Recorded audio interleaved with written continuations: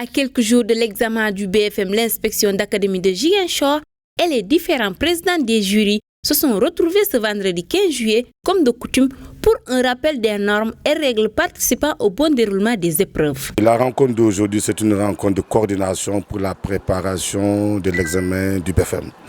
Et en ce sens, tous les présidents du jury sont convoqués et nous discutons d'abord dans le cadre général du rôle du président du jury, des conditions d'admission, du calcul de certains outils, par exemple des statistiques, pour qu'on ait une harmonie. Parce que très souvent, on se rend compte que les calculs ne sont pas identiques d'un jury à l'autre.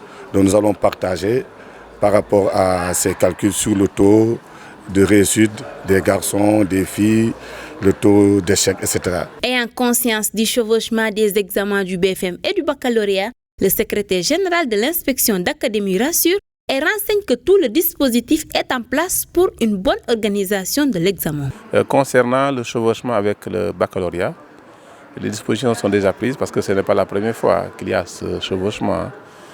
En général, s'il y a chevauchement, ça coïncide toujours avec le second tour du baccalauréat. Et à ce moment bien précis, les centres qui abritent et les jurys BAC et les jurys du BFM ne posent pas de problème parce que le nombre de candidats au baccalauréat diminue. Ce qui fait que nous avons donc des salles libres qui peuvent abriter les jurys du BFM.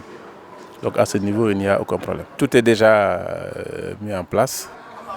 Donc on attend que lundi. Le BFM cette année compte 13 215 candidats pour l'académie de Ziguinchor avec 102 centres qui abriteront 113 jurys. Néanmoins, le phénomène de l'état civil qui perdure n'a pas laissé indifférente l'inspection d'académie. Le secrétaire général de l'IA invite les présidents des jurys à être plus indulgents en attendant une issue meilleure.